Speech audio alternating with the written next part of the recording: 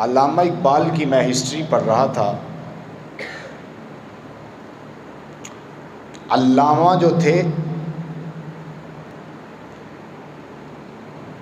اگرچہ ان کی صورت اور شکل تو مولویوں والی نہیں تھی، مگر اللہ والے ضرور تھے.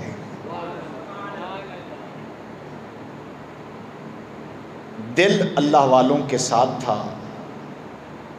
جب دل کی آواز زبان پر آتی ہے تو پتہ چلتا ہے. ایک میرا جیسا شخص، میرے جیسا شخص جب زبان سے بولے تو وہ کوشش کرتا ہے کہ میں اپنے الفاظ کو اور اپنے مطلب کو سیدھے طریقے لوگوں کے سامنے سمجھا سکوں، مگر بعض اوقات سمجھانے سے قاصر رہتا ہے، نہیں سمجھا سکتا. مگر جو اللہ والے لوگ ہوتے ہیں نا جی، ان کو الفاظ کی ضرورت نہیں ہوتی، الفاظ سے وہ بے نیاز ہوتے ہیں.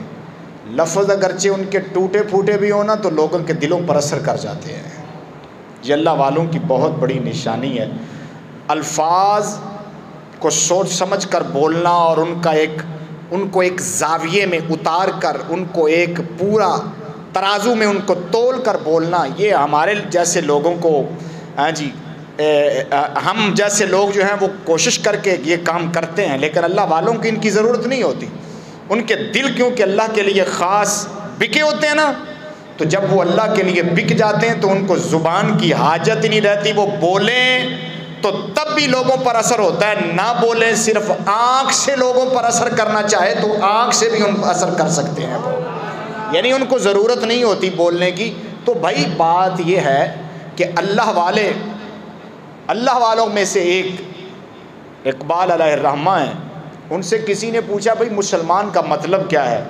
تو فرمایا یہی تو شہادت امام عالی مقام نے مسلمان کا مطلب سمجھایا ہے ہمیں، کہ مسلمان یہ نہ سمجھ بیٹھے کبھی کہ میں کلمہ پڑھ لیا اب لہذا آزاد ہوں، مسلمان بن گیا ہوں اب آزاد ہوں، کوئی مجھ پر امتحان نہیں ہے، کوئی مجھ پر تنگی نہیں ہے، کوئی مجھے پوچھ نہیں سکتا، مجھے کسی چیز کا کوئی سروکار نہیں ہے، بس ان کے نانے کا کلمہ پڑھ لیا مسلمان ہو گیا، جنت بس سیدھا جنت. جس طرح ہمارے آج کل کے لوگوں کا کچھ بہت زیادہ ایک ان کی سوچ بن گئی ہے. لیکن علامہ کیا فرماتے ہیں؟ فرمایا یاد رکھو مسلمان ہی کس چیز کا نام ہے؟ شہادت گہے الفت میں قدم رکھنا. لوگ آسان سمجھتے ہیں مسلمان ہونا. فرمایا نبی کے کلمہ پڑھنے کا مطلب یہی ہے، ان کے مبارک کلمے کو زبان پر الاؤ کرنے کا مطلب یہی ہے کہ وہ ہاتھ کھڑا کر کے اعلان کر رہا ہے، لوگوں کو بتا رہا ہے، لوگوں میں دعویٰ کر چکا ہوں اپنے نبی کے دین پر جان کی بازی لگانے کا، اپنے نبی کے اسلام پر، کلمے پر اپنے تن من دھن کو قربان کرنے کا میں اعلان کر چکا ہوں. فرمایا یاد رکھو نبی کے کلمے پڑھنے کا مطلب شہادت ہے. شہادت ہے وہ شہادت چاہے جان کی قربانی سے آئے، وہ شہادت چاہے زبان کی قربانی سے آئے، وہ شہادت کہے جناب اولاد کی قربانی سے آئے، مال کی قربانی سے آئے.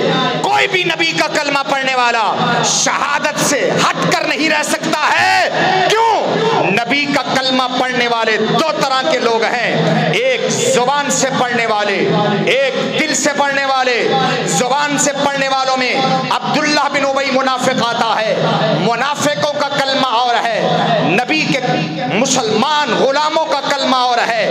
منافقوں کا کلمہ عبداللہ بن ابی نے پڑھا تھا، جس کو میرے نبی نے خود قبر میں اتارا، خود میرے نبی نے قبر میں اتار کر پھر فرمایا، خود کفن دے کر، خود اپنی قمیض دے کر میرے نبی نے پھر فرمایا اس کو میری قمیض بھی فائدہ نہیں دے گی، اس کو میرا قبر میں اتارنا بھی فائدہ نہیں دے گا، کیونکہ اس نے زبان سے کلمہ پڑھا تھا، دل و جان سے مجھے نہیں مانا تھا.